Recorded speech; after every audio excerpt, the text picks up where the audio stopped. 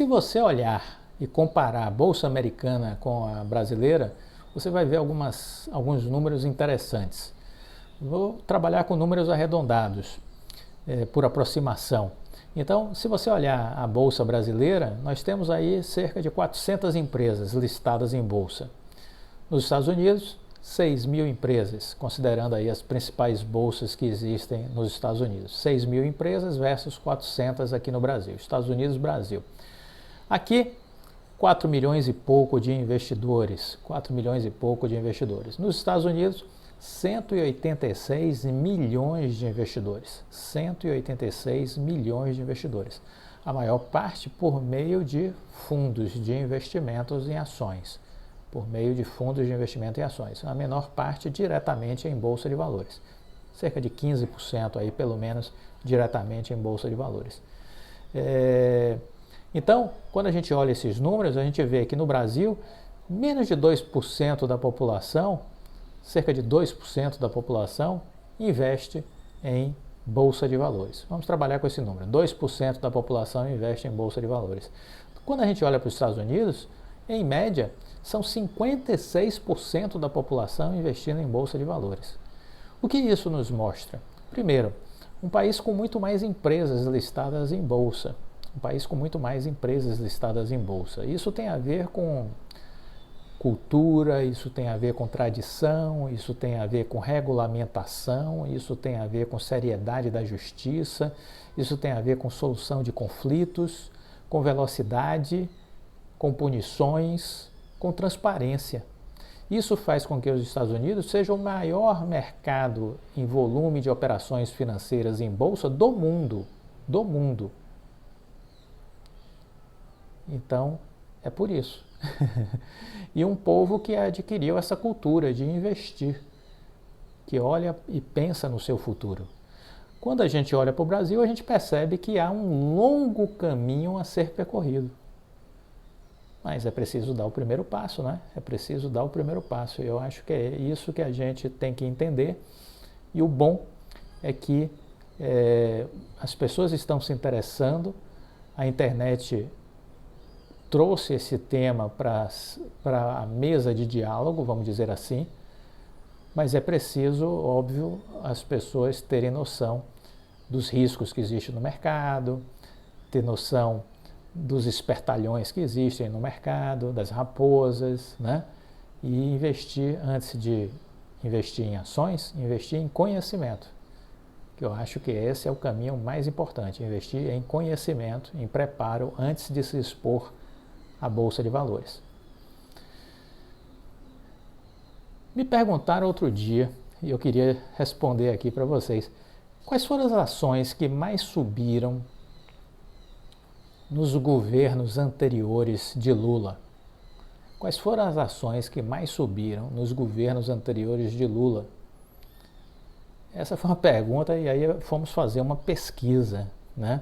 Fomos fazer uma pesquisa. E aí, na verdade, olhamos outros governos também, né?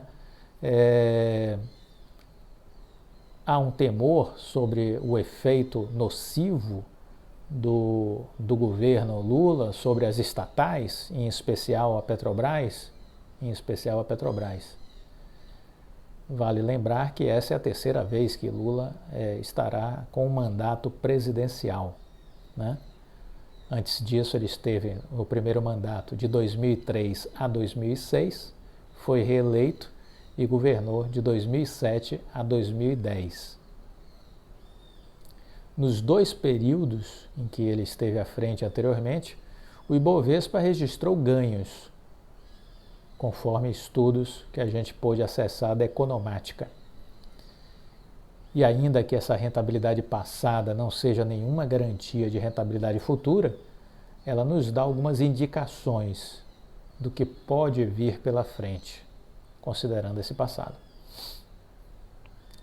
A gente também procurou olhar os governos Fernando Henrique Cardoso, Dilma Rousseff e Michel Temer, os retornos acumulados das empresas que mais se destacaram em cada momento, em cada situação, cada período, né?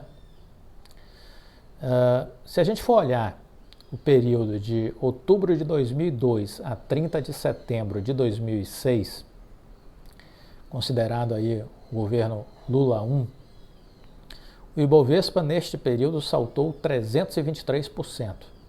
A maior alta foi da Uzi Minas, 1.823%, seguida por CCR, 1.458%. Na sequência, CSN, 1.276%.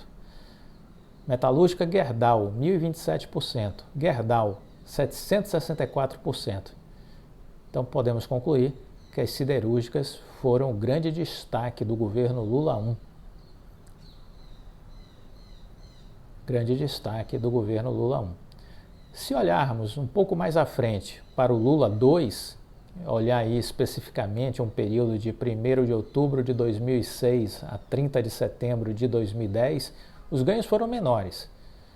Ainda assim, o Ibovespa subiu 90% neste período. Nesta época, MMX foi um dos destaques, subiu 263%. Seguida de Souza Cruz, 245%. Transmissão Paulista, 244%. CSN, 241%. Ultrapar, 198%. Então, temos aí algumas das altas principais do Lula II, né?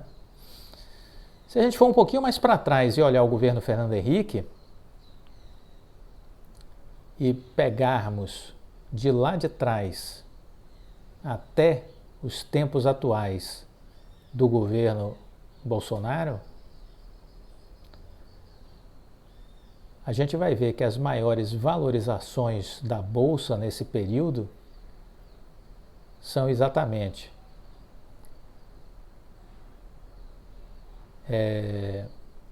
da Uzi Minas, no governo Lula I, da Magazine Luiza, no governo Temer, da CCR, da CSN, no governo Lula I, da Embraer, no governo FHC II, da PetroRio, no governo Bolsonaro, e pela metalúrgica Gerdau, no governo Lula I.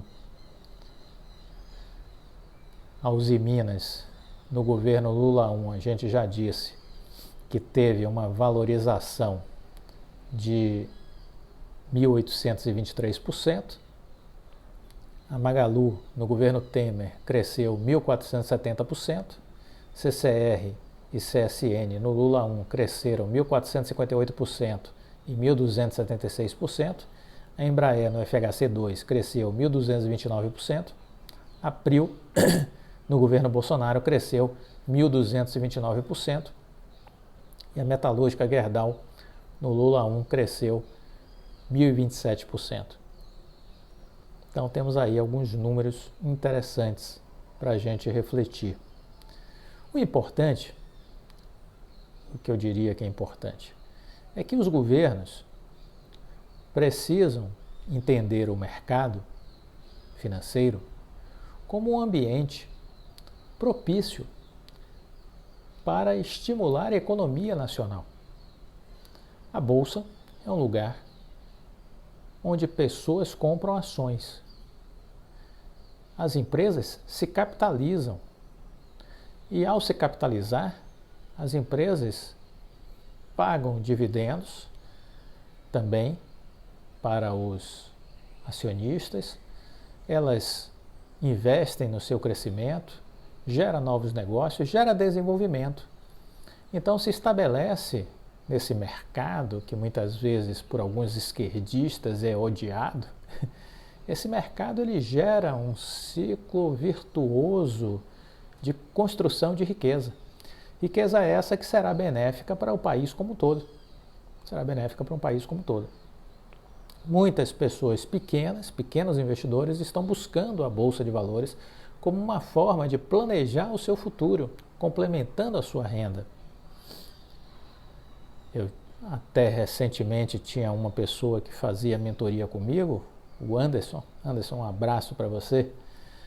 E ele dizia, olha, eu sou um pequeno empreendedor, um pequeno investidor, e a gente fez mentoria aí uns 4 meses, porque ele queria se situar um pouco, porque ele estava começando a investir e ele queria saber se estava fazendo a coisa certa. E a gente falava muito disso. Pô, que legal que você está fazendo isso. Que legal que você está pensando no seu amanhã. E muita gente está fazendo assim. Muita gente está começando assim. Agora a gente precisa fazer com que essa bolsa seja vista com esse olhar pelo governo e também que medidas de regulação sejam feitas. Porque, ao que me parece, o sucesso da Bolsa Americana tem muito a ver com a sua transparência, com o arcabouço jurídico que pune as infrações, inclusive levando as pessoas à cadeia, prisão perpétua, vide o Bernie Madoff, que morreu na cadeia, punindo empresas que fazem fraude, porque fraude contábil é crime, é disso que estamos falando, que foi o caso aqui do IRB no Brasil, mas veja que diferença foi a Enron nos Estados Unidos. A empresa faliu, fechou, patrimônio confiscado para distribuir para quem teve prejuízo, executivos presos. A empresa de auditoria foi punida, deixou de existir. A Arthur Andersen, a auditoria não existe mais. Existe uma nova empresa da Arthur Andersen de consultoria. Mas não de auditoria, a auditoria acabou. Então veja como é diferente a funcionalidade da coisa nos Estados Unidos. Aqui eu já ouvi pessoas dizer, se regular muito pode afastar o investidor. Balela. Não tem nada mais regulado do que os Estados Unidos. Não tem nada mais duro e rígido do que nos Estados Unidos. E todo mundo quer abrir a capital de empresas nos Estados Unidos, na Bolsa Americana.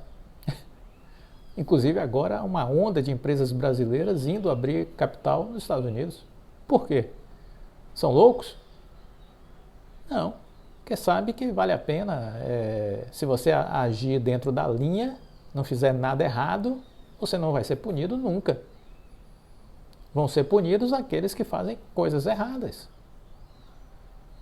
Então é isso que a gente precisa entender. Por falar em coisas erradas, seguimos aqui com o nosso mantra, ombreando com Luiz Barsi Filho. O aluguel de ações é um estelionato. A Bolsa Brasileira legalizou o estelionato, diz Luiz Barsi Filho, ao não regular suficientemente as operações vendidas feitas por grandes fundos de investimento. Empresas como IRB, Cielo, Cosan, Vibra Energia e Oi estão sendo afetadas pela pressão vendedora de grandes fundos, que fazem isso de modo articulado, combinado, gerando uma posição de forte pressão na venda, apostando contra as empresas, fazendo cair o preço dessas empresas. Isso prejudica as empresas e isso prejudica os pequenos investidores, que recebem uma pequena taxa de aluguel, mas vê o seu ativo que comprou por um determinado preço X cair para X menos 20, X menos 30, X menos 50, por conta da prática danosa, lesiva, praticada pelos fundos de investimentos, que não pagam 1% de imposto de renda sobre seus lucros.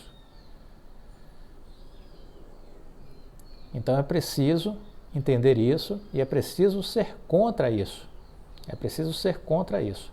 Os fundos, disse Luiz Barsi, alugaram outro dia mais de 100 milhões de ações de IRB e jogaram tudo de uma vez só no mercado, que não tem estrutura de investidores para suportar essa pressão vendedora nesse nível. O mesmo ocorreu com Cielo, Cosan, Vibra e agora é a vez da Oi sofrer com isso. Isso gera distorções que deveriam ser combatidas pelos órgãos fiscalizadores, como a CVM, o CAD, mas ninguém faz nada. Vamos denunciar, vamos defender o fim dos aluguéis de ações da Oi BR3, vamos falar sobre isso. para que isso possa cair para menos de 80 milhões de ações alugadas.